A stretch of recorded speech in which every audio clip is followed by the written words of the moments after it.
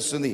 హల్లెలూయా, హల్లెలూయా, హల్లెలూయా చెప్పాలా మీరు? నేను వచ్చినప్పుడు హల్లెలూయా చెప్పినప్పుడు మీరు నాకు హల్లెలూయా చెప్పాలా? హల్లెలూయా.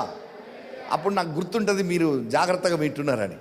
హల్లెలూయా, హల్లెలూయా, హల్లెలూయా చెప్తే దయ్యం పారిపోతుంది, దయ్యం పారిపోతుంది. ఒకసారి డేవిడ్ బేర్ మేము ఒక సిస్టర్ వచ్చింది ప్రేయర్ చేయించుకోవడానికి. వాళ్ళ ఫ్రెండ్ తీసుకొచ్చింది. నేను ఎప్పుడు చెప్తా ఈ మాట. ఆమె దురాత్మల చేత పీడింపబడుతుంది. రాత్రంతా బయట తిరుగుతుంది, పోయి తలుపులు వేసి ఏం పెట్టినా ఎట్టబోతుందో తెలియదు, వెళ్ళిపోతుంది.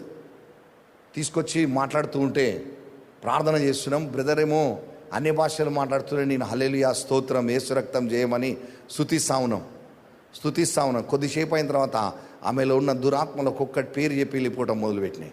2000 దురాత్మలు. హల్లెలూయా స్తోత్రం యేసు రక్తం జయం. ఈ మాటల్లో గొప్ప శక్తి ఉన్నది. నేను అప్పటి నుంచి ఈ మాట ఎప్పుడు నా లోపల పలుకుతూనే ఉంటాను నేను.